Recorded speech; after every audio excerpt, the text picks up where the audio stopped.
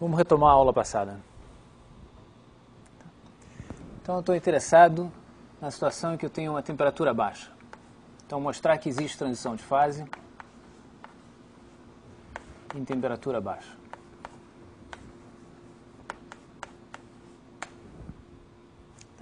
Então, nós vimos que temperatura baixa significa beta grande.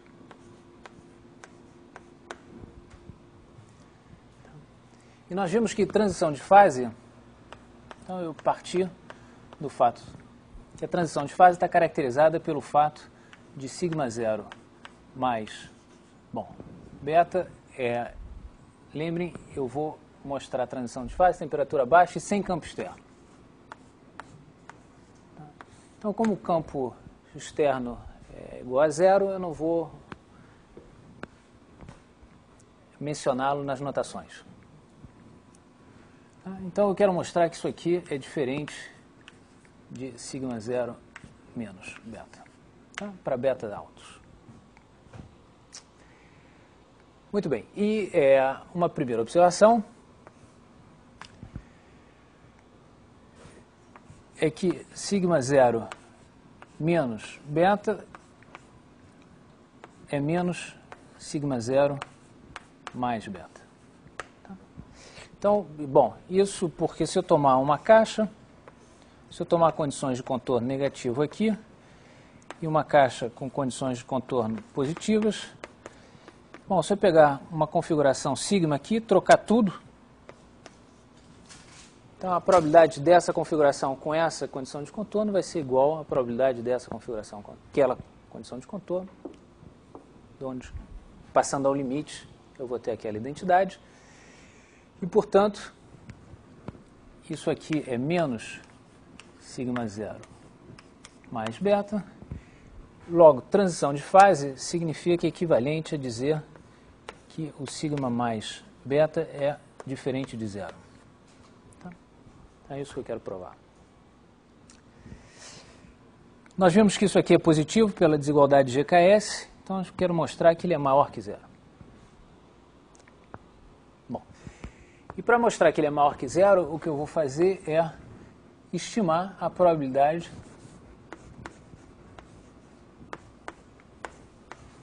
de que sigma zero ser menos 1. Então eu quero mostrar que isso aqui é pequeno. Esse é o meu objetivo.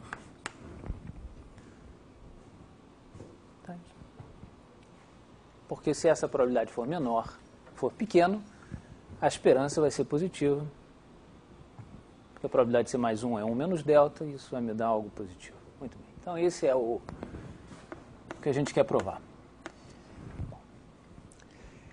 Muito bem. E para provar isso, nós vamos estudar os contornos de uma configuração. Então, eu vou querer representar a energia em termos do que eu vou chamar de contornos.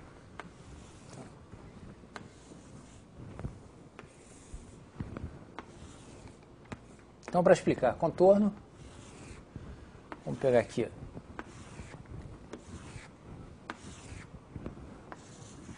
uma configuração.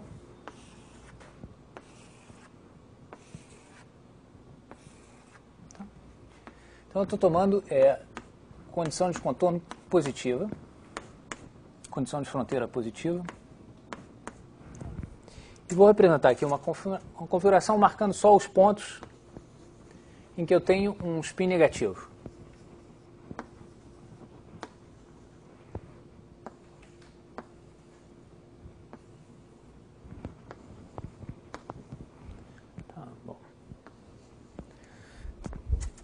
Muito bem. Então, esses pontos correspondem a spins negativos. Então, isso aqui é uma configuração. Então, o que eu vou fazer, eu vou pegar um quadrado de lado 1, centrado nos spins negativos, e vou colocar esse quadrado em cima da minha configuração. Tá certo? Bom, então, vamos chamar esses quadrados de verdes.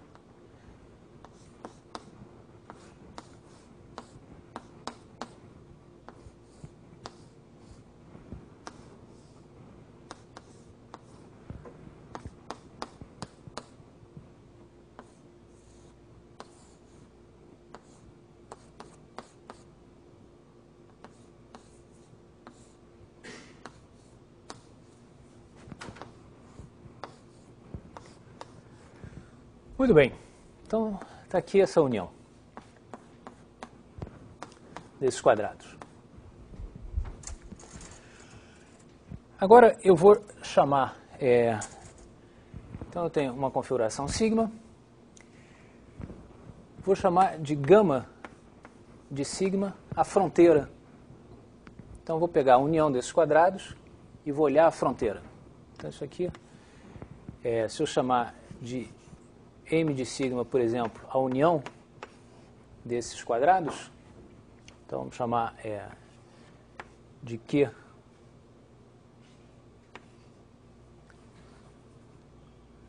isso aqui seria a união desses Q de x, x, tal que sigma de x é igual a menos 1. Q de x é você pegar o quadrado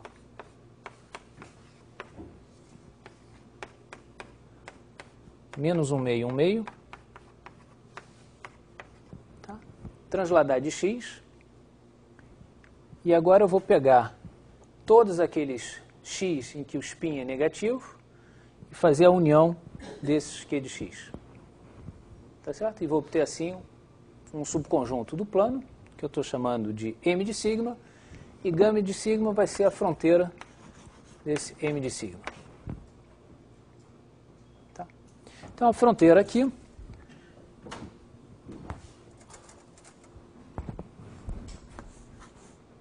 vai ser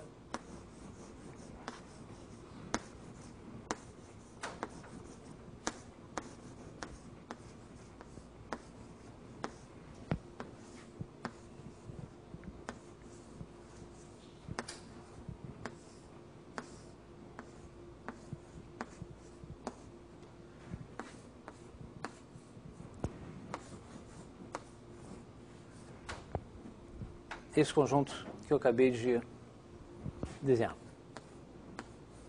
Tá? Isso é o meu... Então, está representado por esse conjunto. Bom, e como é que eu posso obter esse gama de sigma, essa fronteira? Como é que eu construo essa fronteira?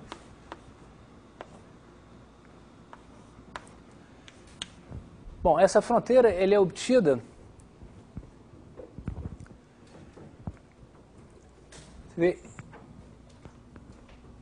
esse elo pertence à fronteira porque esse elo separa dois spins de sinais contrários. Então tem um spin negativo, um spin positivo e por essa razão eu tenho esse elo aqui. Todos esses elos da fronteira, esse aqui por exemplo, separa esses dois spins. Então, esse gama vai ser obtido colocando um elo entre dois spins de sinais contrários. Então, aqui eu tenho dois spins do mesmo sinal, não tenho esse elo. Aqui eu tenho dois spins de mesmo sinal, e esse elo, portanto, não pertence ao conjunto gama de sigma.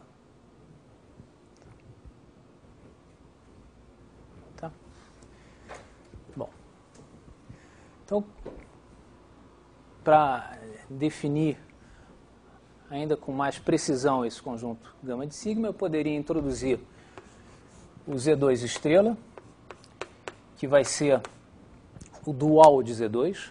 Então, é simplesmente você tomar o conjunto Z2 e somar os pontos 1 meio, 1 meio. Então, os pontos de Z2 estrelas são os centros desses quadrados. Tá? E gama vai ser uma família de elos desse conjunto. Então eu vou chamar de E estrela os elos de Z2 estrela. Então quem são os elos? São todos os... Então E estrela vai ser o conjunto dos XY pertencente a Z estrela 2 vezes Z estrela 2, faz que X é vizinho de Y. Então, são as arestas do dual. E, portanto, gama de sigma seria a união, todos os elos pertencentes a E estrela, tais que E vai ser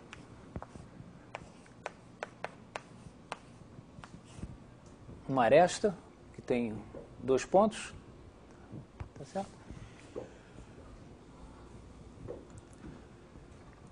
Então, essa aresta vai estar se esses 2 vértices têm sinais contrários. Então,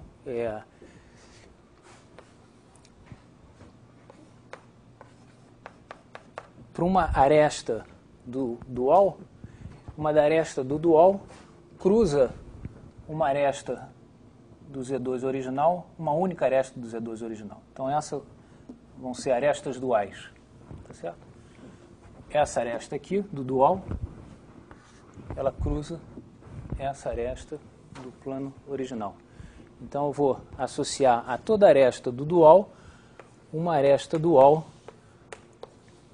do Z2. Então, eu vou incluir essa aresta do dual no meu conjunto gama, se e somente se o sigma de E1 estrela, sigma de E2 estrela, for menos 1. Tá? Então, se eu pegar a aresta dual, se os vértices dessa aresta dual forem diferentes. Tá? Outra forma de definir o meu conjunto gama. Tá?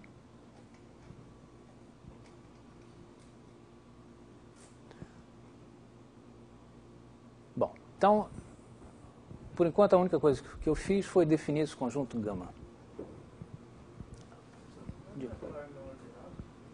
É um par não ordenado. É um par não ordenado, mas talvez fosse melhor escrever isso assim. Bom, então está clara a definição de gama? Bom. Muito bem. E vou representar por módulo de gama o perímetro. Então, eu vou somar o número de arestas. Cada aresta tem tamanho 1, são o número de arestas de gama. Então, isso aqui vai ser igual ao número de arestas de gama.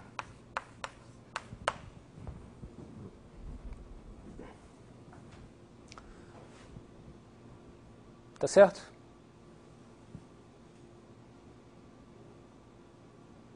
Bom, então, agora, por que nós introduzimos esse conjunto gama? Porque nós podemos exprimir a energia de uma configuração através desse conjunto gama. Então, essa foi uma observação. Se eu tomo uma configuração sigma, menos a energia dela, se escreve como a soma para x, energia beta, gama e mais. Então, xy em lambda, x vizinho de y, isso aqui é beta, sigma x, sigma y, mais x em lambda, y fora de lambda, sigma de x, e vou representar aqui ômega é a configuração mais 1, com beta aqui. Então, essa é a energia. Então, o que eu vou fazer é simplesmente subtrair 1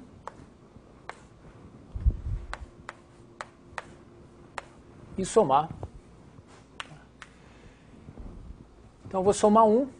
Então, eu estou somando, na verdade, beta vezes o número total de arestas.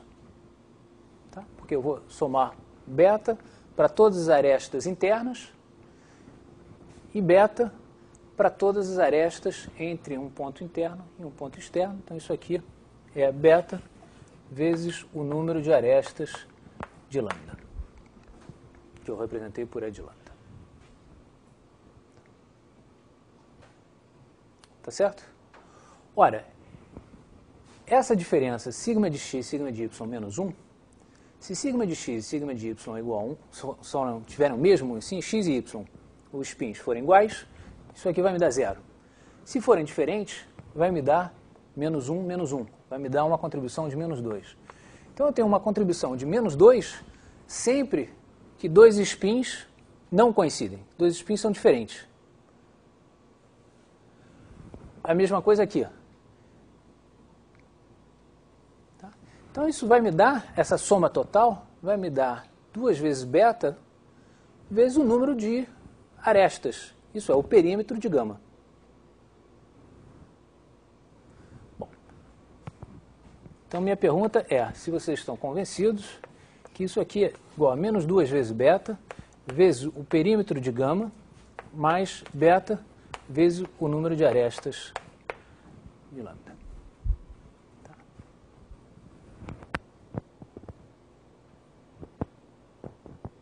O segundo termo não contribui com nada? Não, contribui, porque essa aresta aqui, ela está aparecendo aqui, porque eu tenho uma condição de fronteira que é positiva, eu botei um spin negativo aqui, então eu tenho aqui dois spins que são diferentes, que é o sigma de x, que vai ser menos 1, e o ômega de y, que é mais 1. Então eu vou ter uma contribuição aqui menos 2, portanto, esse termo de fronteira, quer dizer, está contribuindo com essa aresta, e portanto ela aparece aqui e aqui.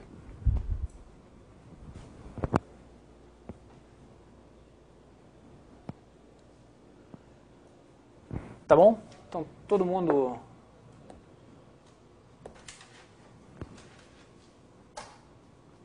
Tá bom. De modo que eu posso representar essa medida, mi beta,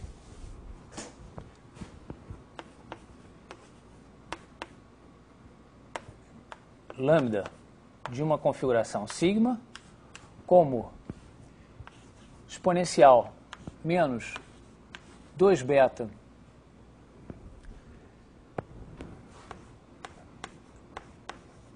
gama de sigma dividido por um fator de renormalização que vai ser a soma sobre todas as configurações sigma' de E menos 2 beta gama de sigma'. Tá? Porque esse termo, que não depende de sigma, vai aparecer tanto no numerador quanto no denominador e, portanto, vai se cancelar.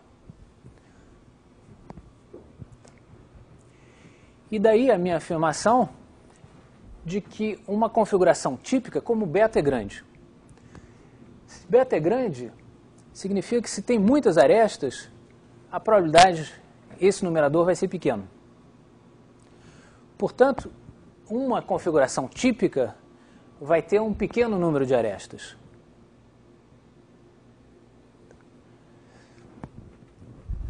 Daí essa ideia de que uma configuração típica vai se parecer com uma coisa assim, onde você tem, como você tem uma condição de fronteira mais, você vai ter um monte de mais e algumas pequenas ilhas de menos.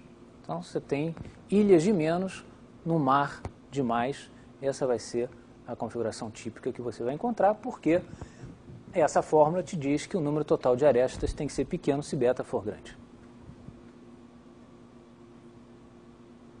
Então,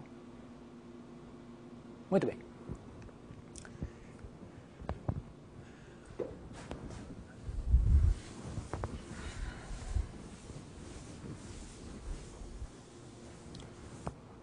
Bom, agora vem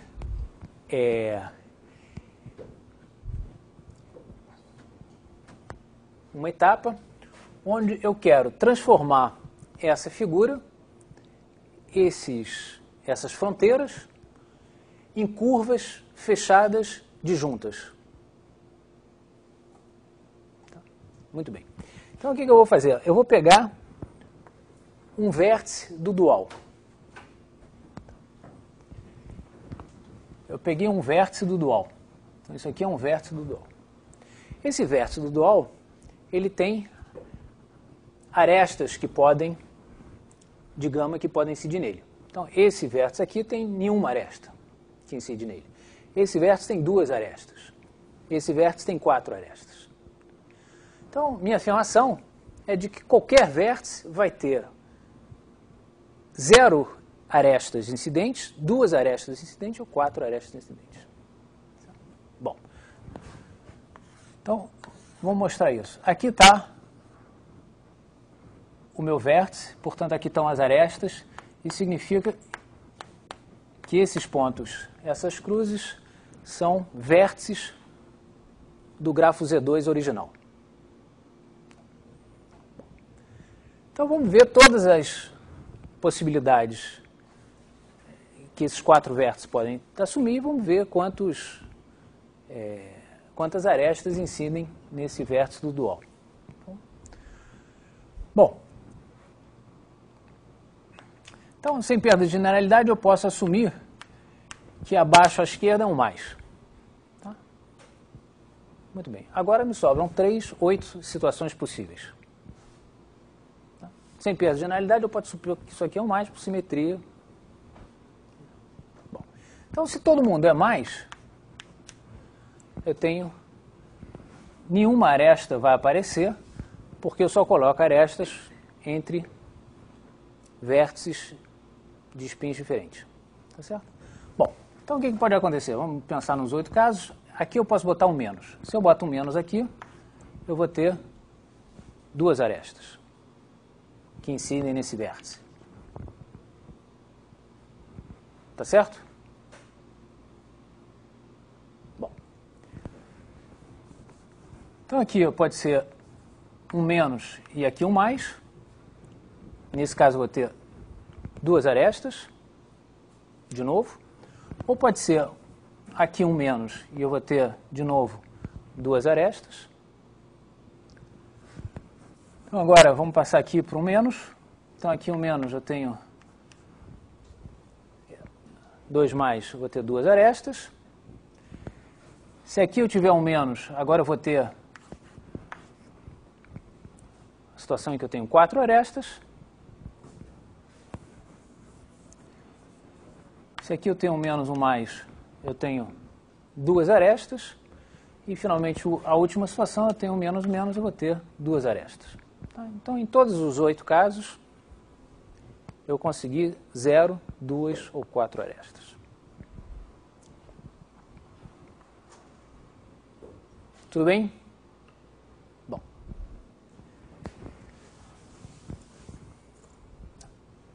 Então, eu quero transformar um grafo como esse em curvas disjuntas, fechadas disjuntas. Então, quando eu tenho 0 arestas, eu não tenho que me preocupar. Quando eu tenho 2 arestas, isso não me preocupa. Tenho que me preocupar numa situação em que eu tenho 4 arestas. E para 4 arestas, eu adotei a convenção de que eu vou transformar essa figura nessa figura. Então, eu vou separar. Eu podia ter separado dessa forma, mas resolvi separar dessa. O resultado é equivalente. Muito bem. Então, isso aqui... Vamos ver o que acontece para essa primeira situação. Tá, onde eu tenho... Então, naquele desenho, eu tenho esse quadrado em um retângulo aqui. Com essa convenção, essa figura vai virar uma componente conexa. Então, isso aqui é uma componente conexa, aqui eu tenho uma componente conexa, aqui eu tenho uma componente conexa, e vamos ver o que acontece com essa outra figura.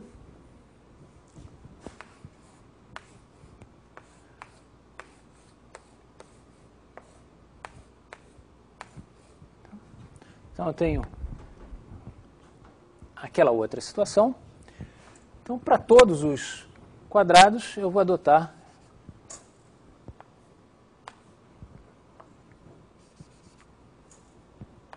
essa convenção.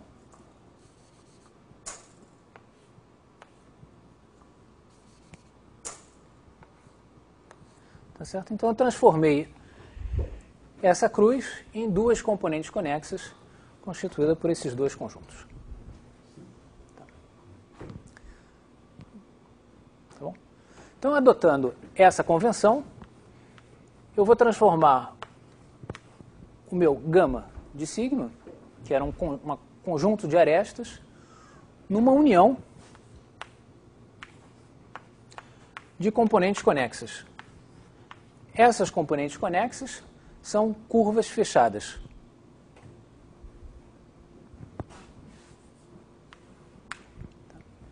E o perímetro do meu conjunto gama é simplesmente a soma dos perímetros das componentes conexas. Então, essas gamas agora são curvas fechadas do plano. Tá? E elas não se intersectam.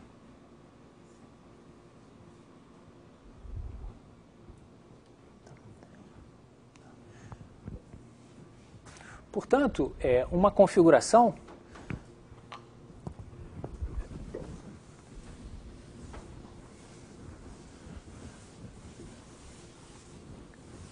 agora está sendo representada por um conjunto de curvas fechadas. Curvas essas que podem conter outras curvas.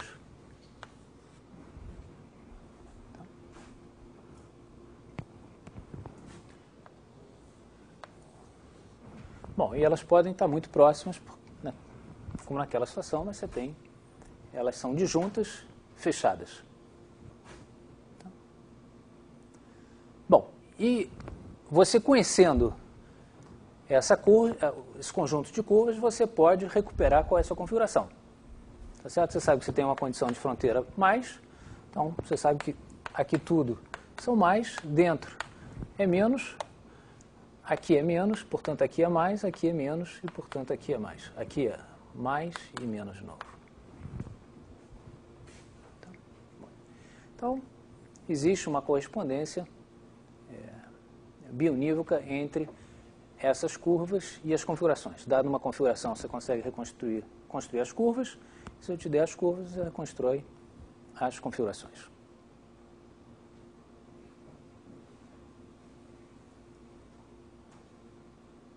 Tá certo?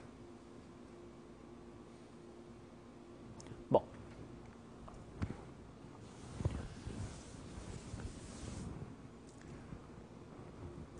Então agora eu estou interessado nesse evento. Esse evento, nós vimos, é o limite quando eu pego caixas finitas e mando essas caixas para Z2. Então, no fundo, eu estou interessado na probabilidade de sigma 0 ser igual a menos 1. Isso aqui, graças àquela representação, pode ser escrito como uma soma sobre todos os sigmas, que em menos 1, que em 0 vale em menos 1, da probabilidade de sigma, que é exponencial, menos 2 beta vezes gama 1 mais gama j, dividido por todas as sigmas.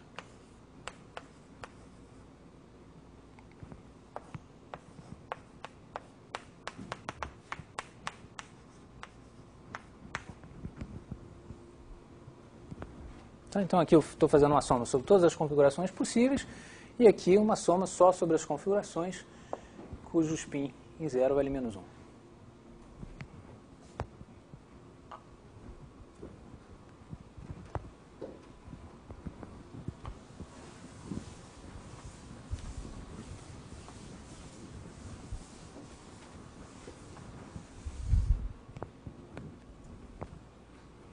Tudo bem? E agora eu afirmo o seguinte: Se sigma de zero vale menos 1, então existe uma curva que contém a origem no seu interior. Então existe uma gama que pertence ao subconjunto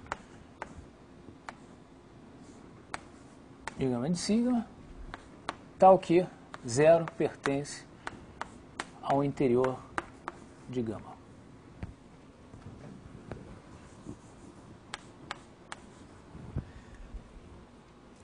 Tá? Como são curvas fechadas, uma curva fechada, como eu disse, vai dividir o plano em duas regiões, uma região que é finita e uma região infinita. Então eu vou chamar a região finita de interior.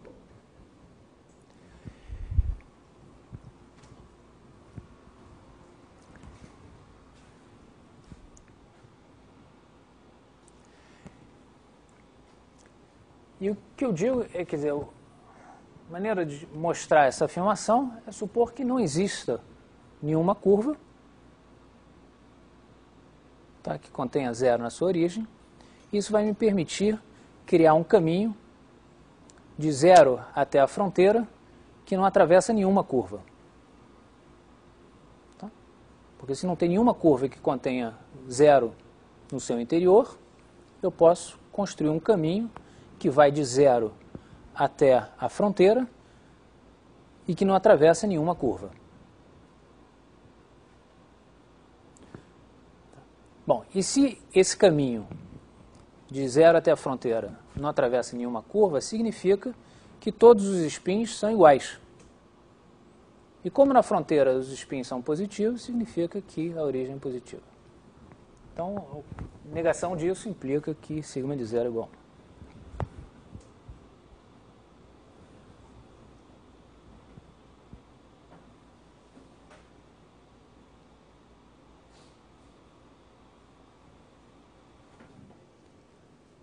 Então, bom. Portanto, naquele numerador, eu estou fazendo uma soma sobre todas as configurações que em zero valem menos 1.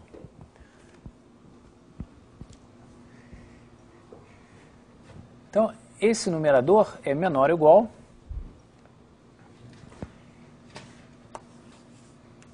que a soma sobre todas as gamas.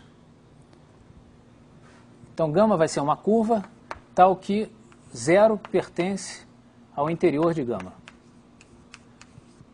A gente acabou de ver que se o spin em zero é menos 1, então pode existir mais de uma, né? Você pode ter quantas você quiser.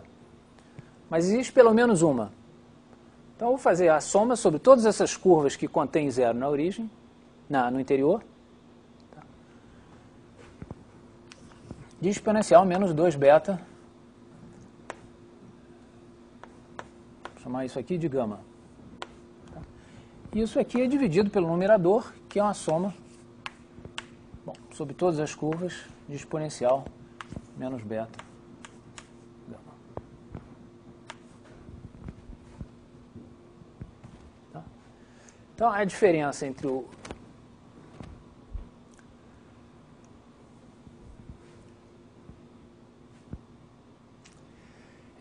não, deixa eu escrever isso aqui de uma.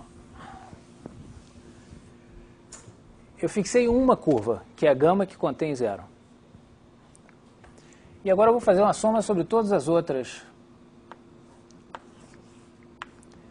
Então,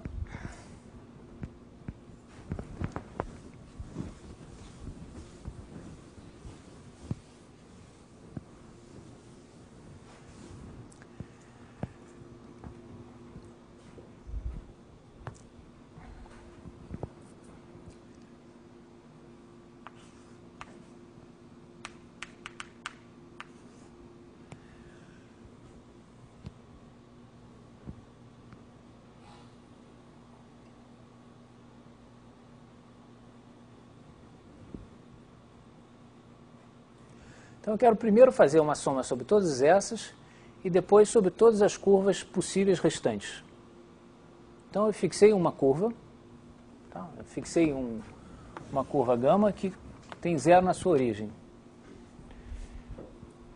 E dado essa, agora eu posso completar isso com um número de curvas, um certo número de curvas. Mas agora eu tenho uma condição que essa curva gama tem que pertencer ao conjunto de curvas.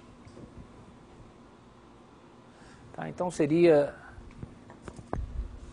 a melhor forma de escrever todos os gamas, tais que gama pertence a gama de exponencial menos 2 beta gama. Como essa gama não é única, parece que eu estou contando a mesma configuração duas vezes. Não. O que você está fazendo é enumera todas as curvas de lambda que contém gama. Então você tem um número finito de curvas, gama 1. Essas são todas as curvas que contém gama. Que contém zero na origem. Desculpa. Todas as curvas de lambda que contém zero na origem. Você numerou elas todas. Agora eu fixo, são todas distintas. Tá? Agora eu fixei essa, gama 1. Agora, para essa gama 1 fixa, eu completo ela com todas as outras curvas possíveis. Mas, por exemplo, se a gama 2 estiver contida na gama 1, eu não vou contar a mesma configuração duas vezes? Você vai contar a mesma configuração duas vezes, mas nessa soma aqui vai aparecer uma gama 2. Que, vamos dizer, você tem aqui a gama 1. Aí você tem aqui a gama 2. Quando você fixou a gama 1, a gama 2 vai aparecer aqui. E quando você fixar a gama 2, a gama 1 vai aparecer aqui. Você está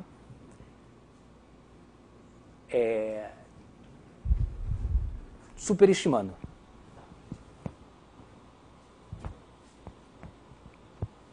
A única preocupação que você precisa ter é que está todo mundo aqui.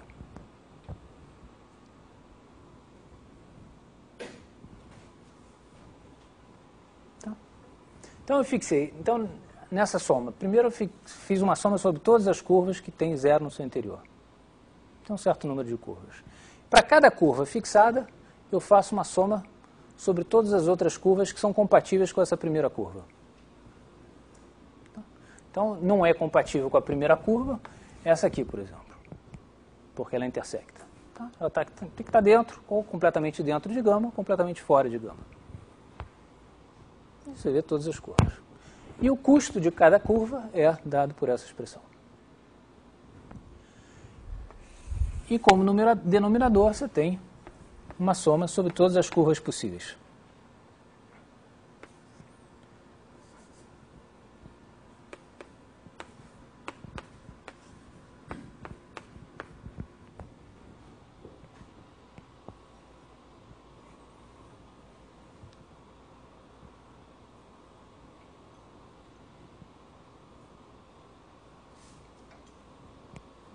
Tá certo? Tá claro?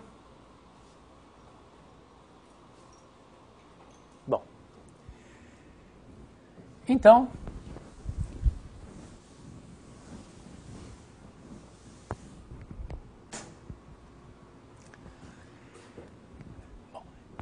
esse fator gama é uma soma dos perímetros das componentes conexas. Uma dessas componentes conexas é a própria gama, tá? Porque esse gama contém a gama. Então eu vou separar essa gama para escrever isso aqui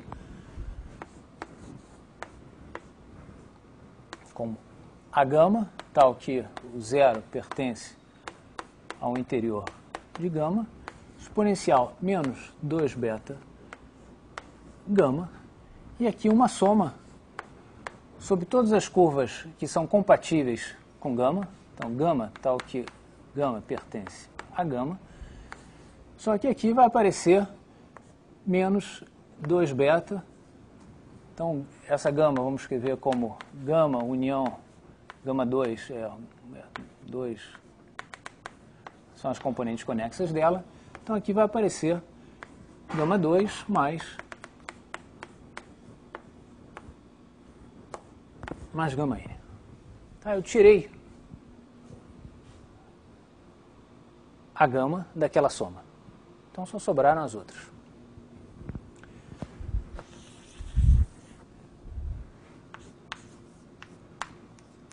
E aqui,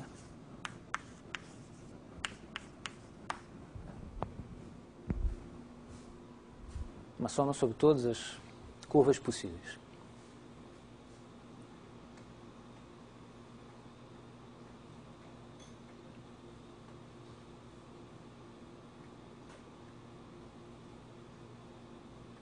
Então, bom. Muito bem, e agora a minha afirmação é de que essa razão aqui é menor do que 1.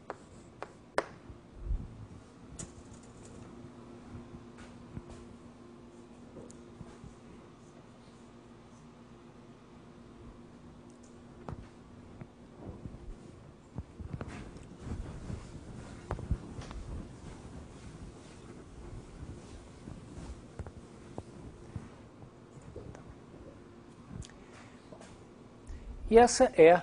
Então, o que tem que mostrar é que todo termo que aparece aqui embaixo.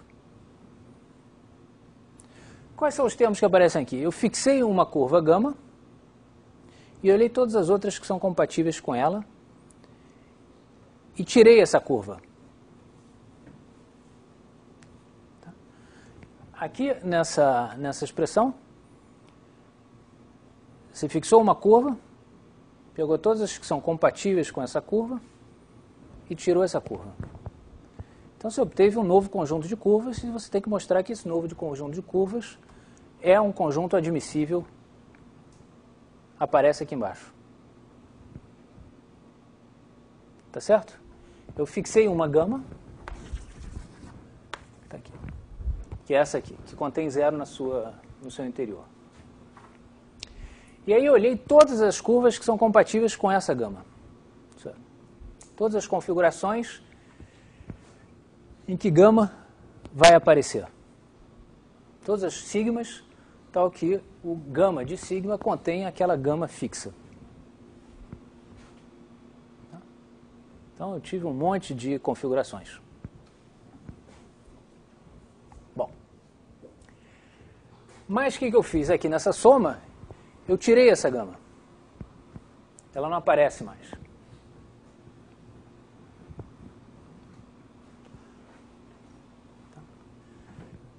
Então, daqui eu peguei todas as compatíveis, todas as configurações sigma compatíveis com gama, e depois tirei gama. E obtive agora um outro conjunto de curvas. E eu quero saber se essas curvas que eu obtive estão aqui. Essas componentes conexas estão aqui. E daí essa transformação. Então, dado essa gama, eu vou definir uma transformação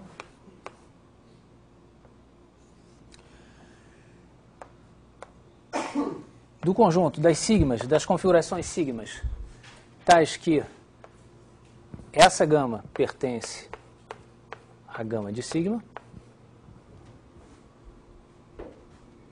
tá? No conjunto das sigmas.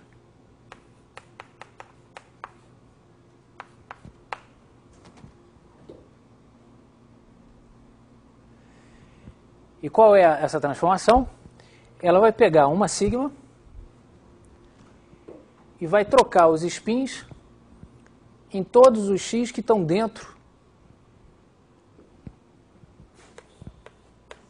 Então ela vai definir uma nova configuração sigma', que é igual ao quê? Sigma' de x vai ser igual a sigma de x se x não está no interior de gama. Quer dizer que fora do interior de gama, eu não mexo os spins. E dentro, eu troco todo mundo.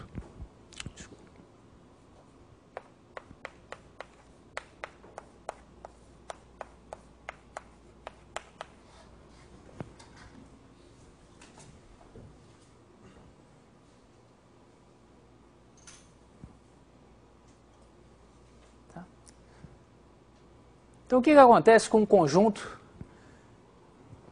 de componentes conexas? Essa sigma, a gama, era uma das componentes conexas. Então, agora eu pego a transformada gama de uma configuração sigma. Qual é o conjunto das componentes conexas dessa nova configuração?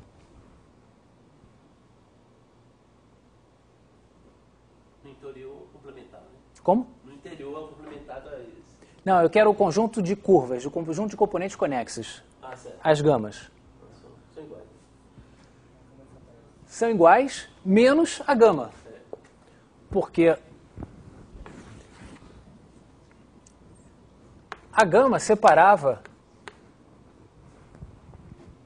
spins diferentes. Se eu mudei todo mundo dentro de gama, o que era diferente virou igual. Então eu apaguei a gama e não alterei nenhuma das curvas que apareciam dentro de gama, porque essas eu alterei todas, e não aparei nenhuma curva fora de gama, porque eu também não alterei os spins fora. Então essa nova configuração sigma', ela tem exatamente as mesmas componentes conexas de sigma menos a gama. Então é exatamente isso. Mostra que todas que estão aqui vão aparecer aqui, porque aqui aparece o sigma'. Tá? Então, essa transformação mostra que todas as curvas que aparecem nessa soma, porque essa transformação é injetiva. Né? Se eu pego duas configurações que são mandadas para a mesma configuração aqui, com uma única coisa que mudou é a curva gama, elas têm que ser iguais. Eu posso voltar para trás acrescentando a curva gama e eu reobtenho a configuração sigma. Então, essa é uma transformação objetiva entre esse conjunto e sua imagem. Tá, então isso mostra que todas as curvas que estão no numerador aparecem no denominador e, portanto, que essa soma, essa razão é menor do que 1. De modo que eu tenho uma cota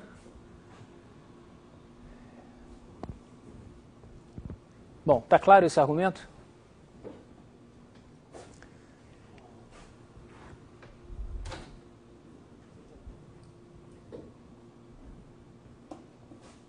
Tá bom ou não tá bom? De modo que a gente acabou de provar que essa probabilidade é menor do que uma soma sobre todas as curvas gamas que contém zero no seu interior de exponencial menos 2 beta vezes o tamanho da curva. Bom, e agora é uma questão de contar o número de curvas. Então, o argumento vamos chamar de L o tamanho da curva. A curva tem que ter, no mínimo, um tamanho 4. E para contar, como zero está no interior, então, o meu argumento foi que se ela tem tamanho L, eu estou calculando todas as curvas que têm tamanho L que contém zero na origem. Porque a contribuição vai ser menos 2 beta vezes L, e agora eu tenho que estimar o número de curvas que tem tamanho L e que contém zero na origem, que contém zero no interior. Bom, se a curva contém zero em seu interior, ela tem que cruzar o eixo, esse eixo entre 0 e L, porque ela tem tamanho L. Então, você tem L possibilidades para cruzar, L pontos onde você pode cruzar esse eixo. E se você fixou o ponto onde você cruza e parte de um dos vértices, a partir de agora você está em 2 dimensões, você tem a cada passo 3 escolhas possíveis. Então a curva tem tamanho L, cada passo tem 3, no máximo 3 escolhas possíveis, é uma cota muito alta, então você vai ter 3L vezes L para o número de escolhas. Bom, e isso você pode estimar, então é 3 exponencial menos 2 beta, a potência L vezes L. Se você tomar um beta suficientemente grande, esse número vai ser pequeno. Esse número sendo pequeno, você pode tomar essa soma pequena. Então, qualquer que seja o delta que você escolha, você pode encontrar um beta a partir do qual essa soma é menor que delta. Então, isso prova que em dimensão 2, o beta crítico é finito. Tem um...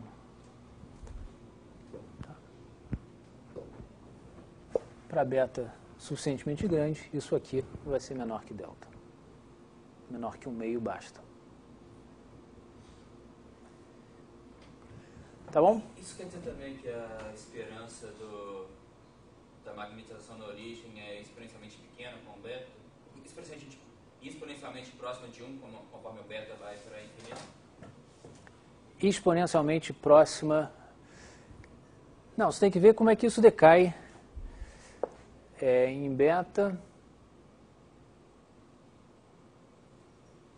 Uma soma dessa é mais ou menos a primeira. Beta. Exatamente. Vai decair em beta.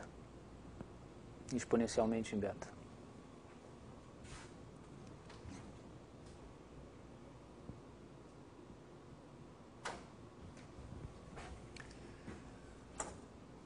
Mais perguntas?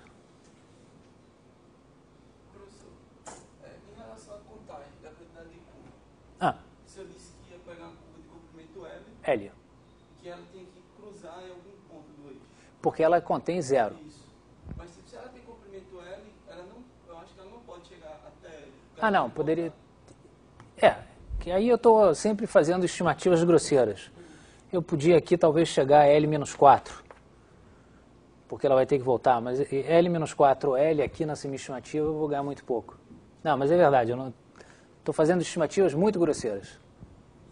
Não estou tentando optimizar em nenhum modo.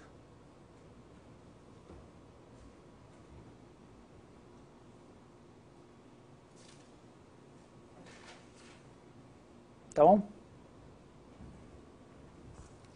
Muito bem.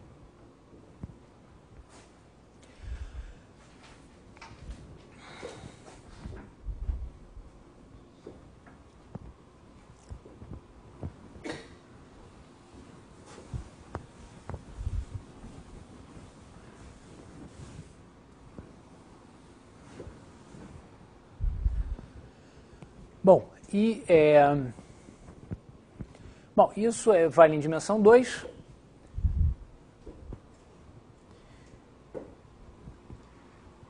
Em dimensão...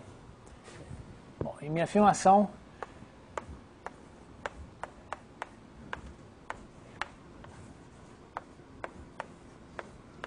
é que o beta crítico decai com a dimensão. Então, quanto maior a dimensão, menor ele é. Simplesmente porque em dimensão maior você vai sentir mais a influência da fronteira. Você tem mais spins na fronteira que podem influenciar o comportamento da origem. Bom, e uma forma de provar isso, você está interessado no comportamento de sigma 0 beta mais. E o que nós vimos é que você pode imaginar, por exemplo, o modelo bidimensional como mergulhado em 3 dimensões. Então, você tem aqui o seu plano bidimensional. Você vai colocar no plano bidimensional interações iguais a beta, mas nesse plano em que a terceira coordenada é 0, você vai colocar um J como interação entre esse plano e o plano superior, e esse plano e o plano inferior. Tá, então eu tenho agora um modelo com outro parâmetro, parâmetro J, e esse parâmetro pode ser diferente de vértice a vértice. Tá? O fato é que se eu tomar J igual a zero, significa que esses vértices, todos os J são zero, significa que não há interação entre um vértice do plano com um vértice de outros planos. E, portanto, você está na situação bidimensional. E já para J todos idênticos a beta, você está no modelo tridimensional. Então, você tem como, modificando esses parâmetros J, passar do modelo bidimensional ao modelo tridimensional. Ora, se você olhar a derivada em J, então você olhou um vértice específico, uma interação específica, um elo específico, e você vai modificar esse elo. Vê como a magnetização na origem depende da força dessa interação. Então eu vou derivar isso aqui, bom, com um lambda fixo. Bom, e nós vimos, quando você deriva isso aqui, como você está derivando um único vértice, o que você obtém é sigma zero, sigma x, sigma y, onde x e y são os vértices que estão associados a essa interação, tá? Menos sigma zero, sigma x, sigma y. Tá? Essa conta a gente fez algumas vezes. E pela desigualdade de GKS, isso aqui é positivo. Então isso cresce com J. Portanto, se com J igual a zero havia transição de fase, então se há transição de fase em beta, em duas dimensões, significa que essa esperança é positiva com J igual a zero. Como ela é crescente, ela vai ser positiva com J igual a beta, e, portanto, se há transição de fase em dimensão 2, você tem transição de fase em dimensão 3. E esse argumento vale para qualquer dimensão, o que mostra que o beta crítico diminui com a dimensão. A temperatura aumenta com a dimensão. Tá? Bom. Então, o que nós acabamos de mostrar é que o beta crítico é finito em dimensão maior ou igual que 2. Tá? Para toda dimensão maior ou igual que 2, o beta crítico é finito. Agora, nada exclui que ele seja zero. Ele poderia ser igual a zero. Então, você tem a transição de fase para qualquer temperatura. Tá, e o que eu vou mostrar agora é que não tem transição de fase em temperaturas muito altas. Então, eu vou estudar agora, examinar a situação em que beta é pequeno. Bom, está claro agora? Achei que ontem não tinha ficado claro. Vocês tinham... Por isso retomei o argumento, mas... Bom. Se não estiver claro, façam perguntas agora.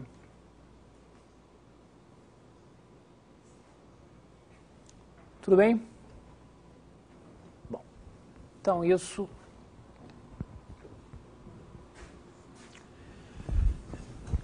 encerra a análise para temperaturas baixas.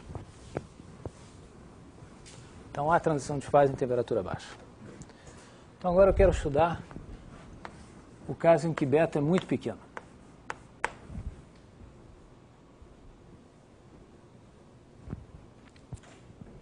Então, beta muito pequeno significa que as configurações, a medida das configurações não é muito diferente. Você tem muitos elos ou poucos elos, quer dizer, você ter muitas diferenças ou poucas diferenças não é tão importante. Tá? Beta igual a zero, todas as configurações têm a mesma probabilidade.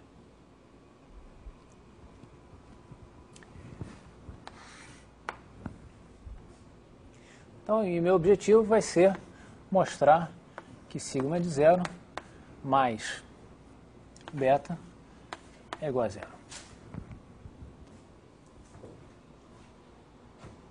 Tá? Para um beta suficientemente pequeno. Bem.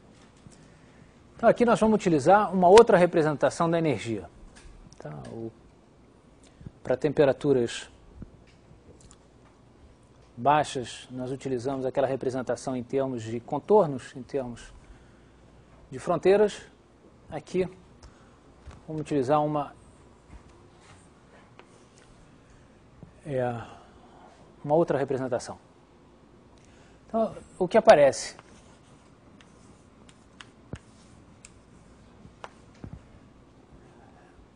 O termo que aparece na energia é beta exponencial de beta xy.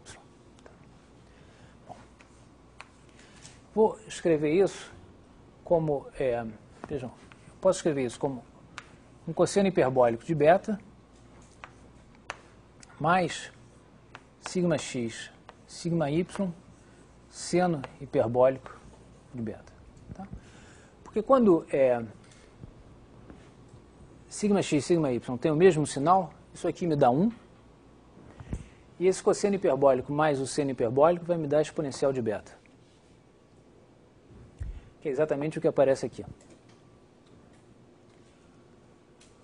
Quando eles são diferentes, aqui aparece menos 1. Então, cosseno hiperbólico menos seno hiperbólico, que vai me dar exponencial de menos beta, que é exatamente o que aparece aqui, exponencial de menos beta.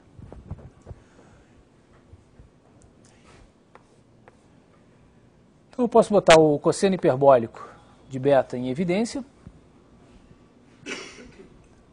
e escrever isso aqui como 1 mais tangente hiperbólica de beta, sigma x, sigma y.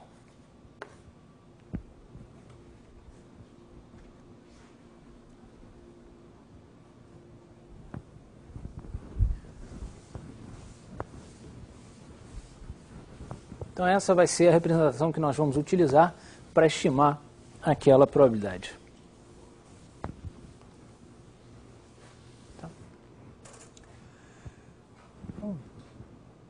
Deixa eu escrever, Bom, talvez escrever a função de partição. Então eu fixei um lambda, um beta e condições positivas. Então isso aqui é uma soma sobre todas as configurações sigma da energia. Tá? Energia é exponencial beta sigma x, sigma y mais beta sigma x ômega y. Tá? Sempre representando 1 como ômega. Aí não estou escrevendo, vocês já estão agora habituados com a definição da energia. Muito bem, então agora com essa representação, isso aqui é um produto. Essa exponencial dessa soma pode ser um produto todos os vizinhos, e eu vou incluir nesse produto, inclusive os termos de bordo. Tá? Não vou distinguir os termos de bordo dos termos. E vou passar a representar esse ômega de y, vou escrever como sigma de y, onde sigma de y vale 1, se y estiver fora de lambda. Tá? Simplesmente para poder incorporar na minha notação. Tá? Então, a convenção agora é que sigma de y vale mais 1, se y não está em lambda. E com aquela representação, isso aqui é o cosseno hiperbólico de beta, 1 mais tangente hiperbólica de beta, vezes sigma x, sigma y. Tá? Então, esse cosseno hiperbólico de beta vai vir a potência número de elos.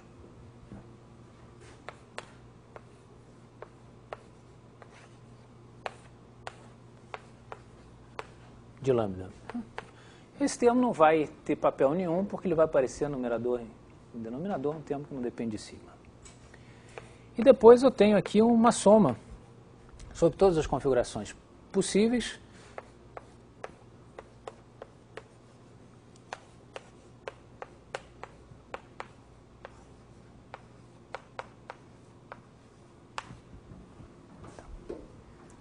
Então vamos efetuar esse produto.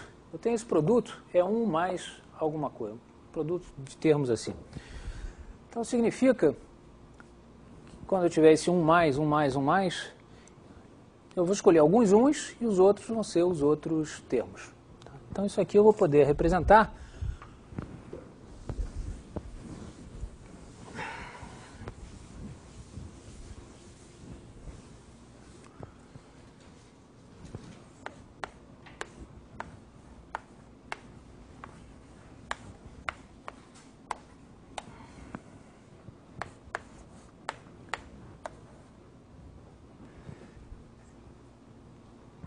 eu vou pegar todos os subconjuntos ES de lambda. Então,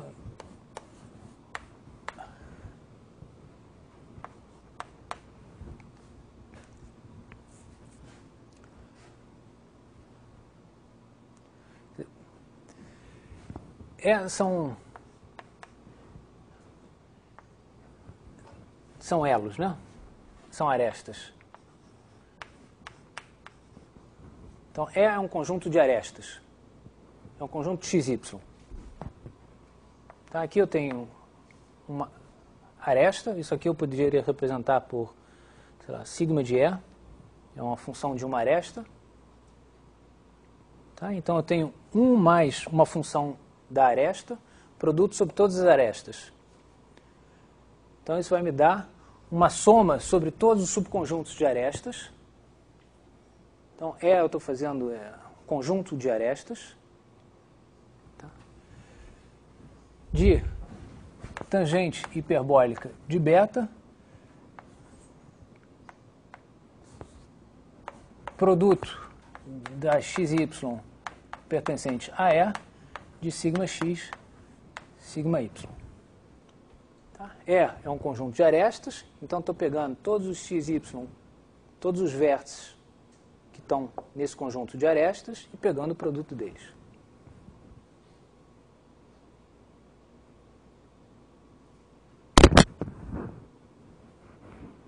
Tá certo? Isso aqui é uma aresta. Eu estou fazendo um produto sobre todas as arestas. Então, quando eu fizer esse, tenho 1 mais uma aresta, f de E1, 1 mais f de E2, e assim por sucessivo, eu vou, às vezes vou escolher 1, vou escolher 1. Então eu vou representar por E todas as arestas que eu escolhi. Então talvez tenha escolhido essas duas arestas. Então esse vai estar aqui, produto que vão aparecer, F1 vezes F2, e o resto tudo é 1. E desculpe, aqui tem, esse tangente também aparece.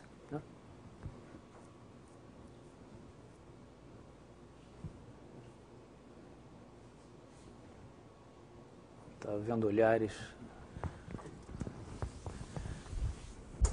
É o conjunto das partes. Conjunto das partes. Muito bem.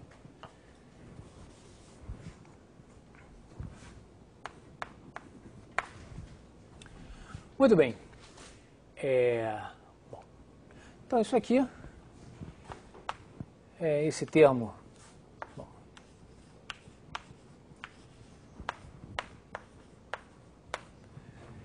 posso trocar a ordem.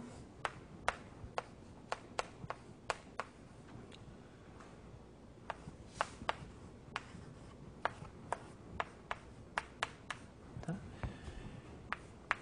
E agora eu vou fazer uma soma sobre todos os sigmas desse produto. Bom, esse produto aqui, eu vou escrever da seguinte forma. São todos os Z's que pertencem a lambda, sigma de Z a uma certa potência. E essa potência, vamos representá-la por Z de E. Tá? Vai indicar o número de arestas que está em E, em que Z é um vértice. Tá? Então, sempre que X é um vértice de uma aresta de E, aparece sigma de X. Então, eu vou pegar todas as arestas ver quantas dessas arestas tem x como vértice. E vou pegar sigma de z, a potência I de z. Tá? Então, I de z de E é o número de E's tal que z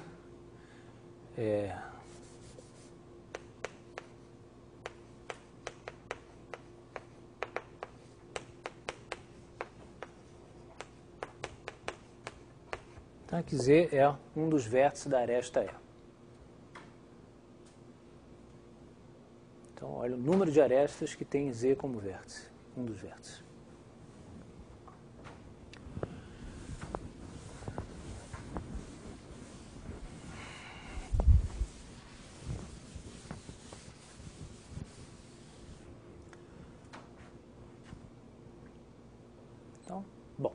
Então, vou deixar isso assim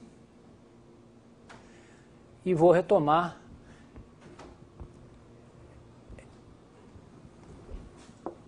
esse cálculo. Então, a esperança disso, eu posso transformar tanto, quando eu vou escrever sigma 0, beta, gama mais, isso aqui é uma soma sobre todos os sigmas, de sigma 0 exponencial menos beta a energia, dividido por z. Z eu fiz essa transformação, e a mesma transformação que eu fiz para o z, eu posso fazer para o numerador. Tá? Com a diferença que aqui o sigma de 0 vai aparecer com mais 1.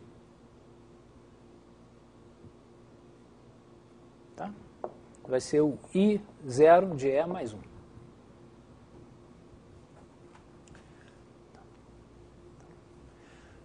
Tudo bem? Bom, mais uma observação.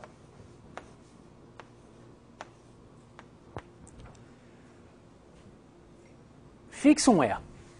Eu fixei um E. Tá? Vou calcular essa soma. E está fixo.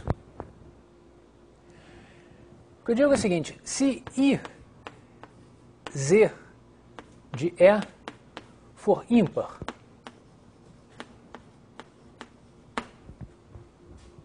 suponha que Z de E seja ímpar. Essa soma é uma soma sobre todos os valores possíveis de sigma 1, sigma da origem, sigma em 1.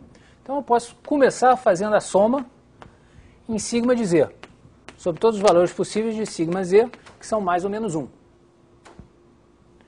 Desse produto. Mas esse produto sai todo mundo, menos o sigma de z, que está a potência I z de E, que é ímpar. Então isso aqui vai dar 0. E, portanto, esse produto vai dar 0. Tá? Quer dizer... Tá certo? Isso aqui vai dar 0, portanto, essa soma vai dar 0. Se IZ de E for par, isso aqui vai me dar 1, mais 1. Então, eu vou ter 2, e eu estou fazendo isso para cada sítio, eu tenho lambda sítios, então isso aqui vai me dar 2 a potência lambda. Tá? Então, essa soma, ela vai valer o 0 se um desses vértices for, se um desses indicadores, desse expoente for ímpar, e se todos forem pares, ela vai me dar 2 a potência lambda.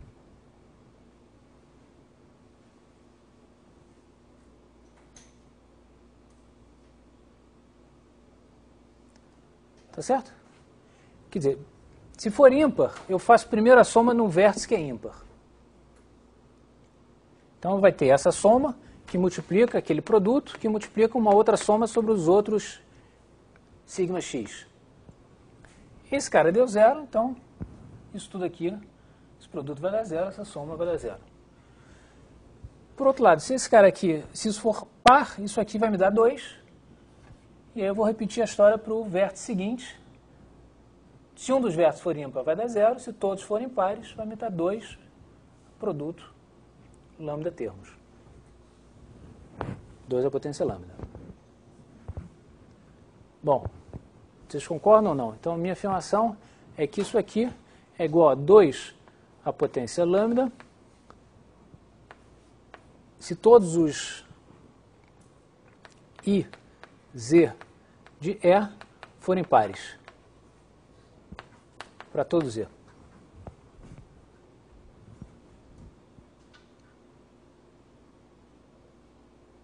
E esse zero pode estar no denominador?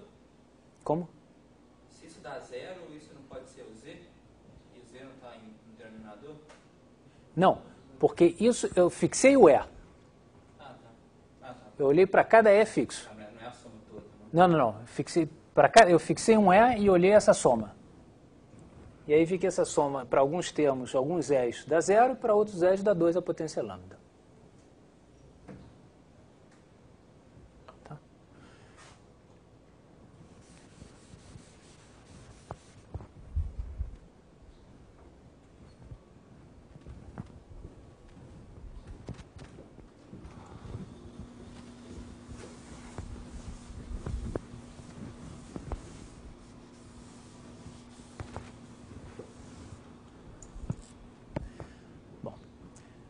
Certo? E agora, então isso significa o quê? Significa, no numerador eu tenho o sigma de 0 adicional. Então, para o numerador, eu vou ter aqui esse sujeito mais 1, significa que o número, isso aqui tem que ser ímpar para a origem, e todos os outros pares. Enquanto que no numerador, no denominador, todo mundo tem que ser par.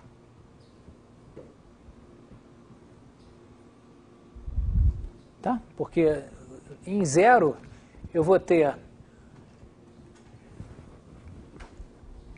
o número de vértices incidentes mais 1. E isso tem que ser par. Significa que o número de vértices incidentes tem que ser ímpar. Tá? Porque eu vou ter um sigma de 0 adicional aqui. Então, nesse produto vai aparecer um mais 1 quando Z for 0.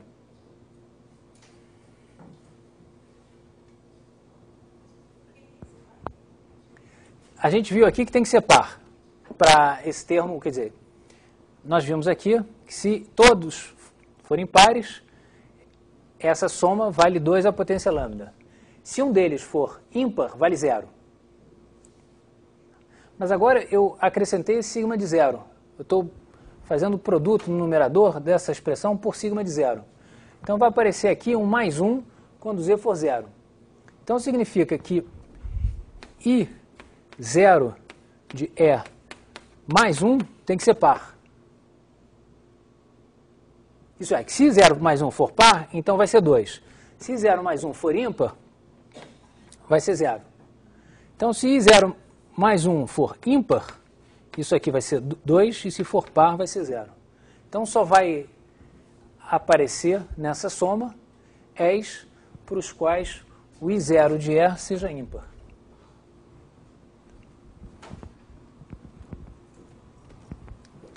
Então, isso mostra que mi, beta, lambda mais de sigma 0. 2 a potência lambda no numerador vai cancelar com 2 a potência lambda do denominador. Então, vai me surgir um soma sobre todos os E's, tais que I, Z de E é par, Z diferente de 0, I, Z0 de E ímpar. Tangente hiperbólica de beta, a potência E. Né?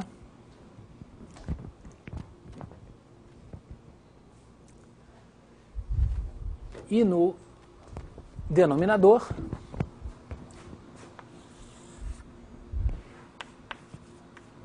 é tal que IZ de E é par.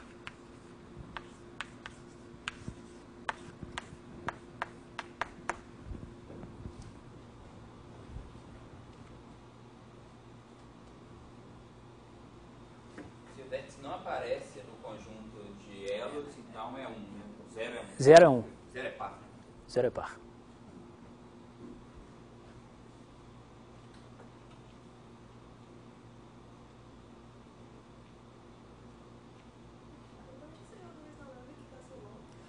Porque ele aparece tanto no numerador quanto no denominador.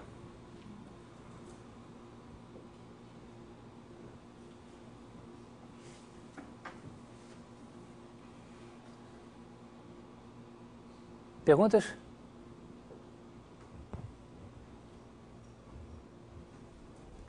Não? Tá claro até aqui?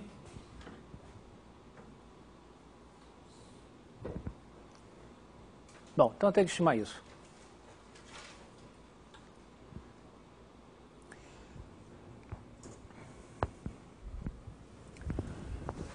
Bom, todo esse argumento vale em qualquer dimensão. Tá? Não utilizei aqui dimensão nenhuma.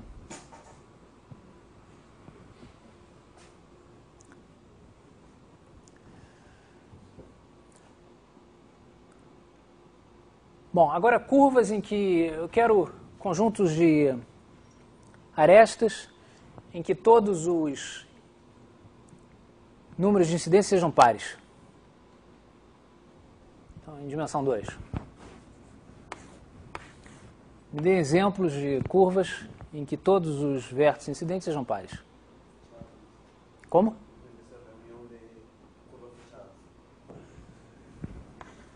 Curva fechada certamente tem essa propriedade.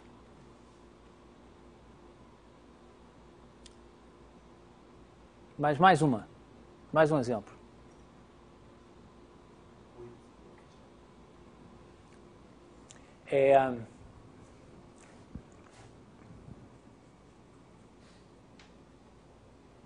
Bom, e uma que tenha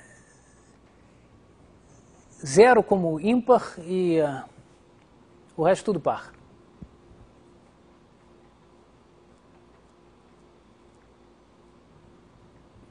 Ou, quer dizer, ou uma outra, antes disso, uma que tenha pares e que não seja uma curva fechada. Tudo seja par e que não seja uma curva fechada. Sai do 0 e depois fazendo um ciclo. Sai do 0 e depois fecha um ciclo. Não, aí tem um que é ímpar. 3, é. Não, eu quero primeiro uma que seja par e que não seja uma curva fechada.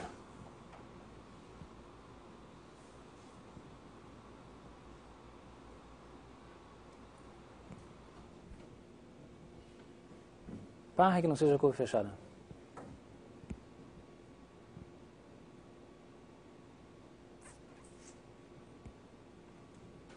Pode ser duas curvas fechadas? Não. Não.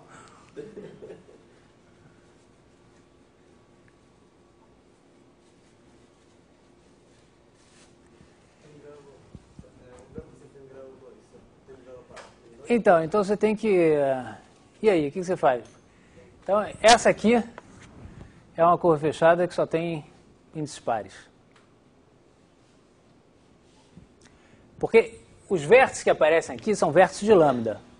E as arestas fora de lambda contam.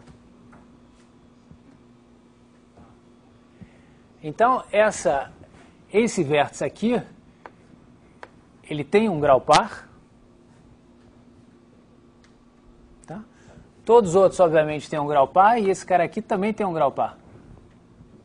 Então, isso aqui é uma curva também admissível.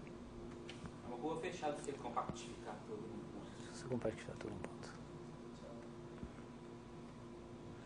Tá bom? Então, essa também é uma curva. Muito bem.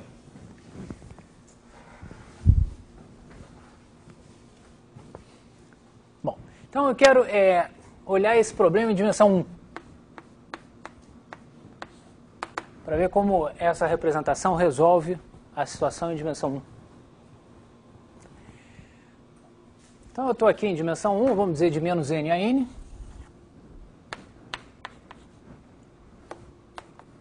Aqui eu tenho a minha origem. Aqui um spin positivo. Aqui um spin positivo. E eu vou olhar Bom, vamos começar talvez para o denominador. Todas as curvas em que todo mundo é par. Todo mundo é par. Então, quem são essas? Não, tem duas. A vazia? Tem a vazia e tem todo mundo. Então, no denominador, em dimensão 1, vai aparecer a vazia, em que é 0. Então, isso aqui vai me dar uma contribuição de 1.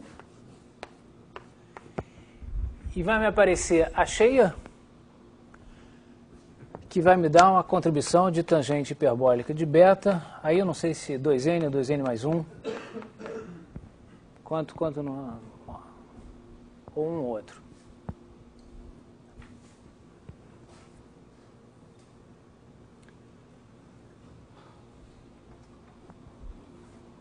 Quanto? É 2n ou 2n mais 1 ou 2n mais 2?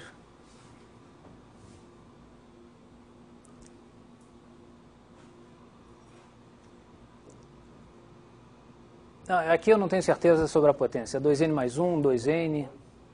Quanto? Mais 2? Mais 2. Muito bem.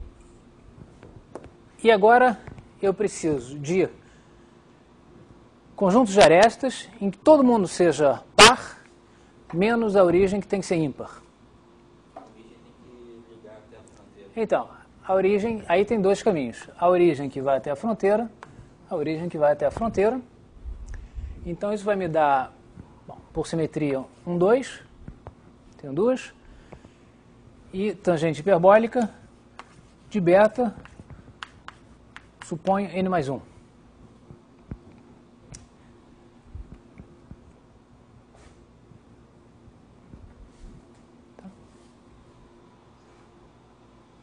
Muito bem. Então, o beta está fixo. Tá? Tangente de beta, tangente hiperbólica de beta é menor do que 1.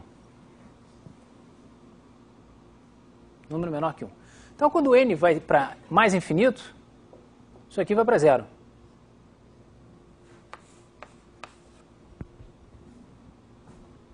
Tá? Significa que, de fato, a esperança de sigma 0, em dimensão 1, é 0, qualquer que seja beta. Então, a gente mostrou que em dimensão 1, mais uma vez, não há transição de fase. Qualquer que seja o beta.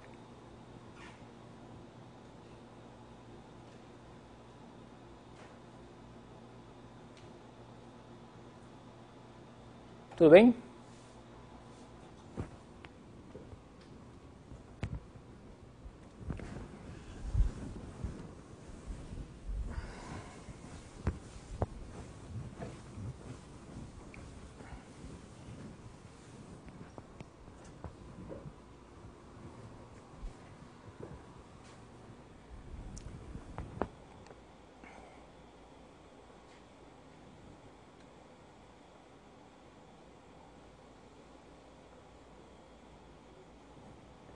Bom, então agora vamos...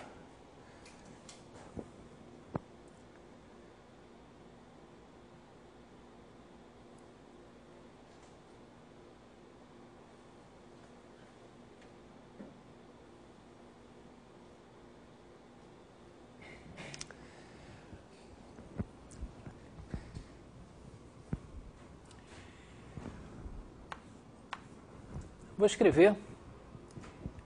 Aqui, novamente, eu vou separar esse E. É um conjunto de vértices, até com certas propriedades, vou separar em conjuntos disjuntos. Então, tem um que vai conter a origem. Então, eu vou fazer uma soma no numerador sobre todos os E's que contêm a origem. Todo conjunto de aresta conexo que contém a origem.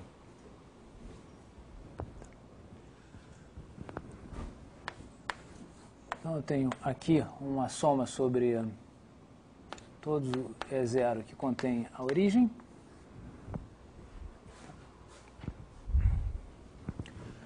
Dimensão 2 agora? É. Tangente hiperbólica de E0. Tá? E agora, uma vez que eu fixei esse E0, eu vou pegar todos os outros que eu posso acrescentar.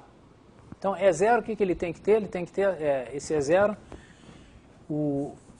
incidência, de novo. Né? Esse E0 é tal que a incidência da origem de E0 é ímpar, né? E a incidência de Z de E0 é par, para todo Z pertencente a E0 menos 0. Continuam, essas condições continuam.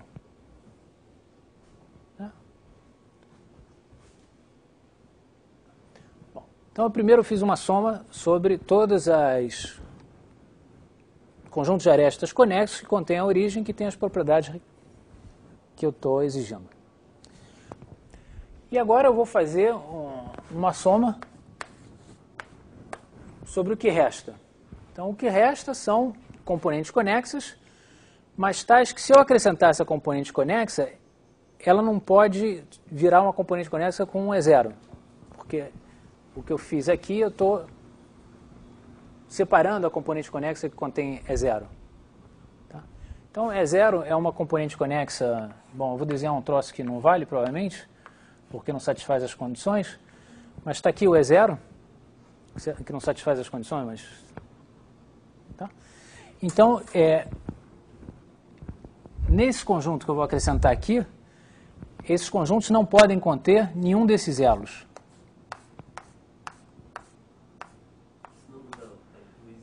Como?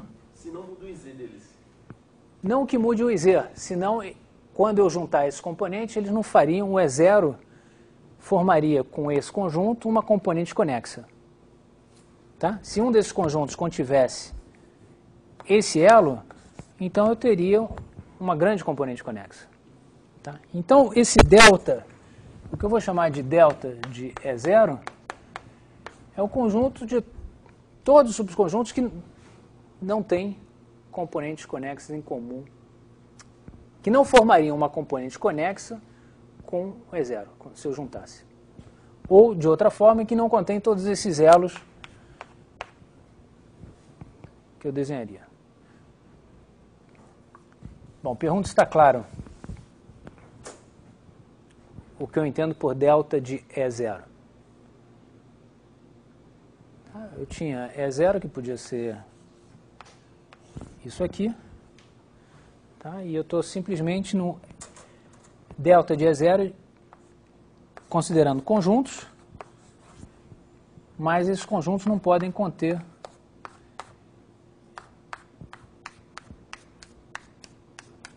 nenhum desses elos. Esses elos estão excluídos no meu conjunto.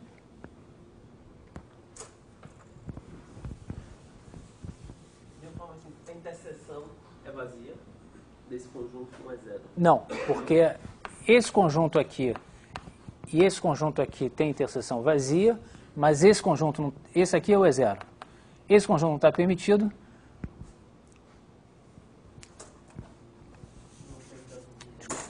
Esse conjunto aqui não é disjunto, mas ele não está permitido porque esse elo não é permitido.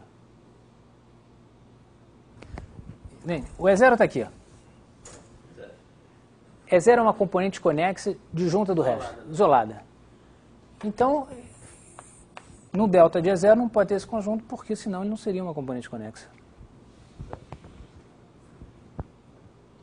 Tudo bem? Então, isso é delta 0, mas delta, então são todos os f's que pertencem a delta 0, e esse f ele tem que ter aquelas propriedades, né? E 0 de f é par para todos eles.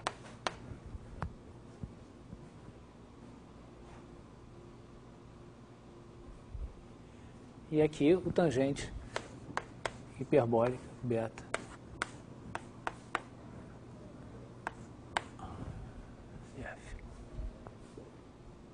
Tá, e isso está dividido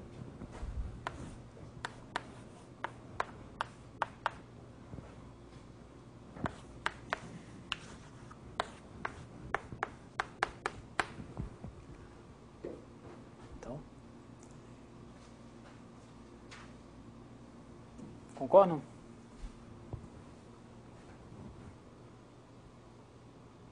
E minha afirmação é que essa razão é menor que 1.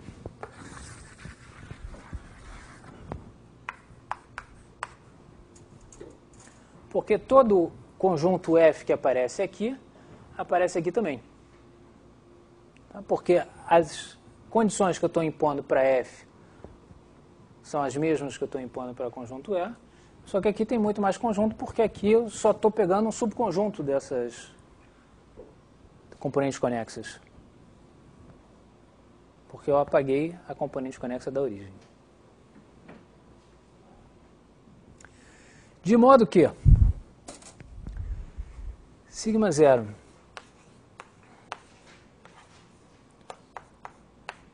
é menor do que essa soma.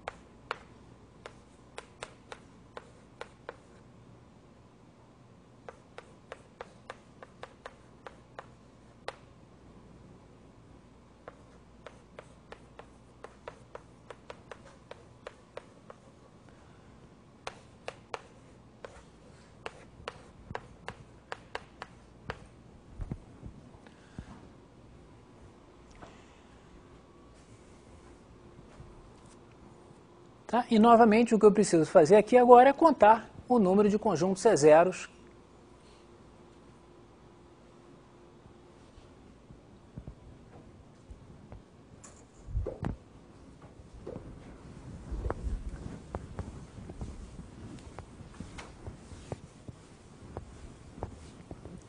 Tá?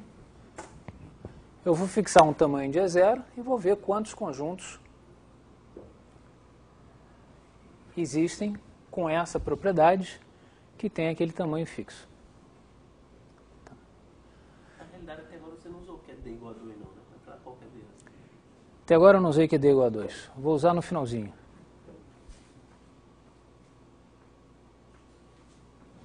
Nem sei se eu vou usar. Vamos ver se...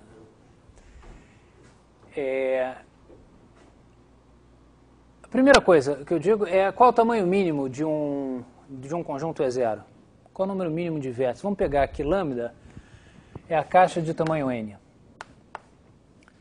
Então lambda é a menos n potência d.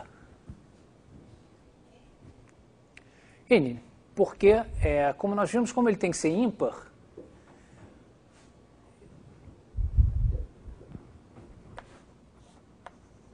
cada vez que eu chego a um vértice, ele tem que continuar, ele não pode parar. A única forma dele parar é ele chegar na fronteira. E eu estou a uma distância n da fronteira, então ele tem que ir pelo menos até a fronteira. Então, essa soma começa, o E0 mínimo tem tamanho n. Então, eu vou somar no comprimento, no tamanho de... Vou chamar L o tamanho. Então, isso aqui é tangente hiperbólica de beta a potência L.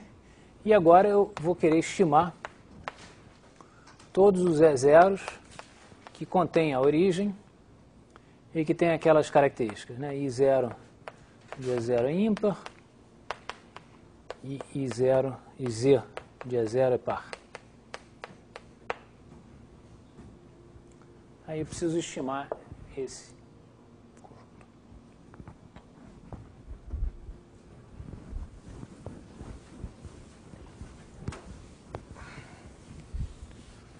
Onde eu esqueci de dizer que o E0 tem tamanho L.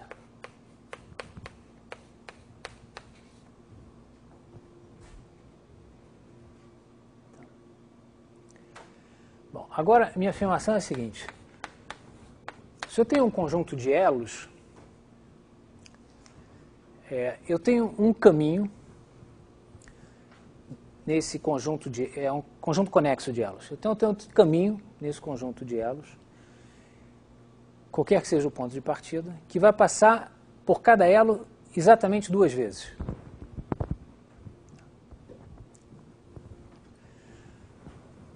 Então, eu tenho aqui um...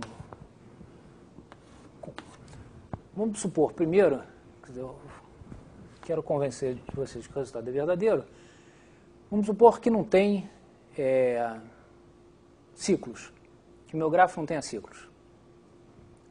Então, o caminho que eu proponho é, você escolheu um vértice de onde você tem que sair, é simplesmente percorrer o grafo. Dessa maneira, você vai ter que percorrer todos os vértices exatamente 2 vezes. Tá? Então, se ele não tiver ciclos, bom, esse desenho convence a vocês de que deve ser verdade, que é verdade. Não? Muito bem, se tiver um ciclo,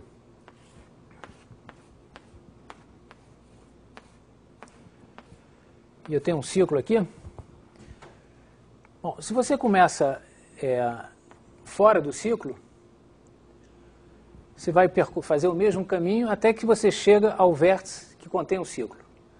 Quando você chega ao vértice que contém um ciclo, você percorre o ciclo numa direção, na outra direção, e aí continua o seu caminho. Isso permite a você apagar todos os ciclos que você encontra pelo caminho. Se você não começou de dentro do ciclo. Se você começou de dentro do ciclo, você o que você vai fazer? Você vai percorrer,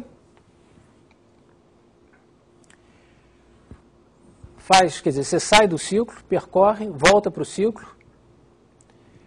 Quando você chega no ciclo, você vem na direção a que você percorreu e aí vai e volta. Então, se você começa dentro do ciclo, você pode, e todos os ciclos que você vai encontrar no caminho, você pode apagar da forma diferente.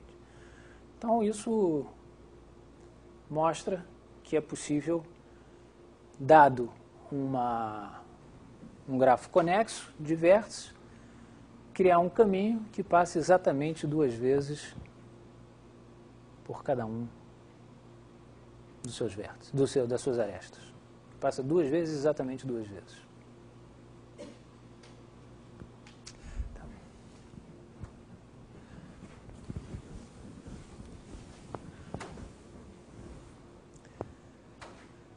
Tá, então isso é uma prova informal. A prova formal você pode fazer por indução. Se você começa, então você tem um grafo conexo.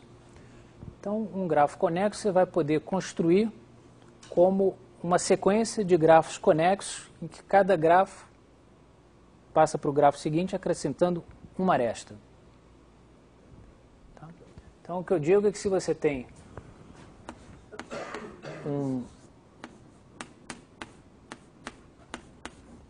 grafo conexo com N arestas, eu posso chamar esse grafo de EN.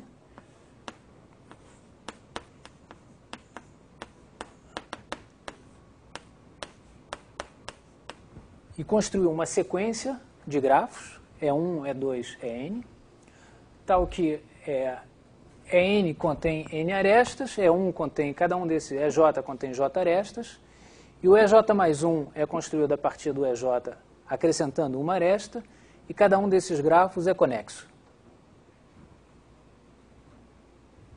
Tá? Então você vai retirando arestas sem desconectar o seu grafo. Tem sempre uma aresta que você pode retirar sem desconectar seu grafo.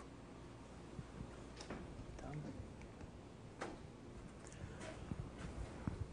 Bom, então uma vez construído essa sequência de grafos, agora você pode provar que você pode percorrer primeiro o E1. E1 é uma aresta, pode. Então suponha que você possa percorrer o EJ. Você quer mostrar agora que você pode percorrer o EJ mais 1. Tá? Então, você tem lá o seu EJ e a única coisa que você fez foi acrescentar uma aresta. Então, considera o ponto de partida. O ponto de partida pode estar em EJ ou pode estar nessa aresta que você acrescentou. Suponha primeiro que esteja no EJ. Ora, por hipótese, você pode percorrer o EJ de maneira a passar por cada aresta 2 vezes.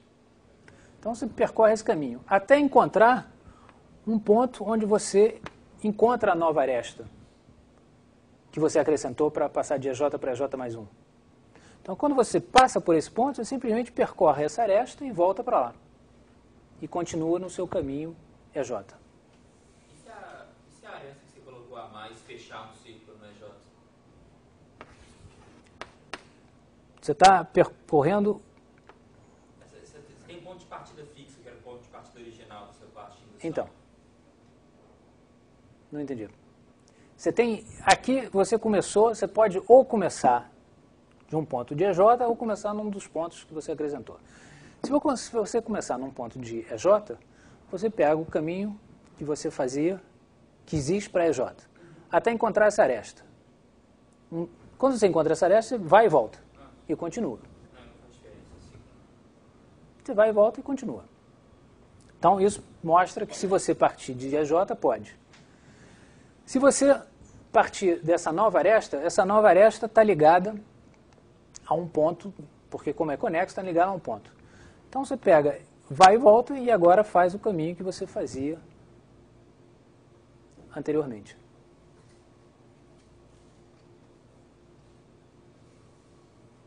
Não? É a mesma prova do que fez sem ser informal. Essa é uma prova rigorosa do que eu estava afirmando antes. Se o ponto de partida está nessa nova aresta, ou o vértice é um vértice de EJ, ou ele é um novo vértice. Se é um vértice de EJ, você vai, volta e faz o seu caminho, que chega lá. Mas está provando que é a partir de qualquer... Qualquer vértice. Sim, de qualquer vértice. Eu tenho que considerar todos... Bom, e se for nesse, você vem, percorre o vértice, faz o seu caminho que leva aqui e depois volta. Engraçado como a prova por indução é rigorosa, mas parece que você provou menos. Você vê menos na coisa que está acontecendo. Talvez veja menos as coisas, mas... Não, claro que ela prova de verdade. Não, eu digo, sim, mas, bom, a outra era...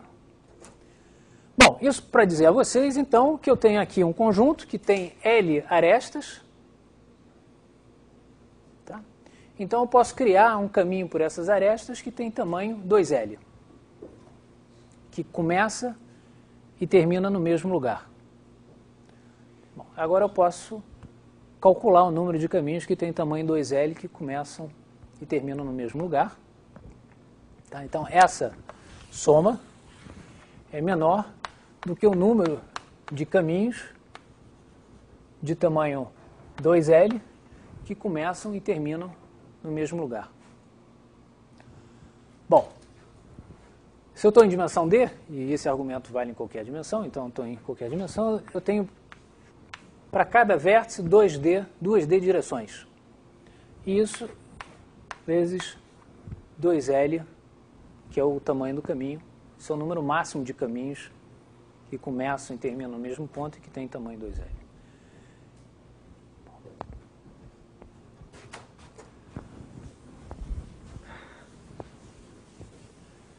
De modo que aquela soma é menor do que L maior ou igual que N.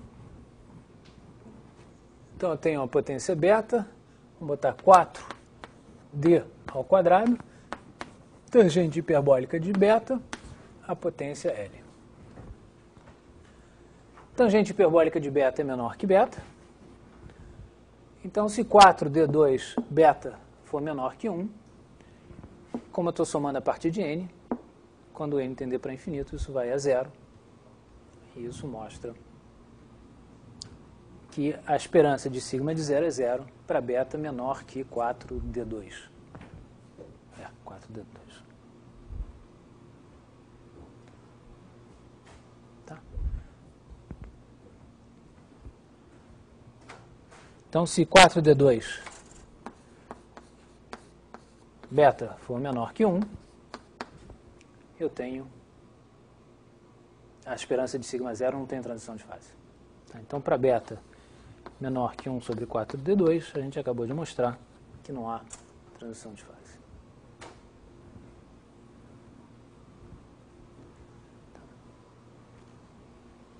Então, isso mostra que tem um ponto crítico, não trivial, em dimensão maior ou igual que 2. Nós mostramos na primeira hora que o beta crítico era finito e agora mostramos que o beta crítico é estritamente positivo.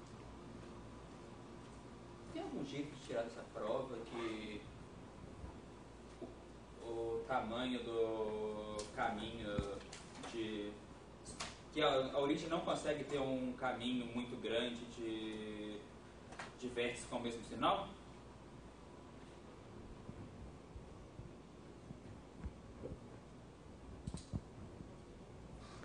Porque isso está acontecendo de alguma maneira, né? Eu acho que é essa a heurística por trás, talvez.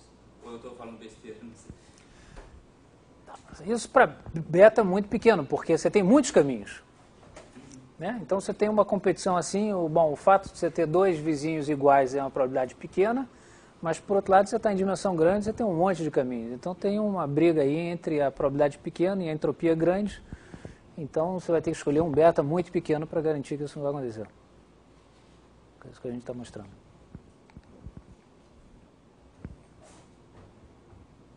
Mais perguntas?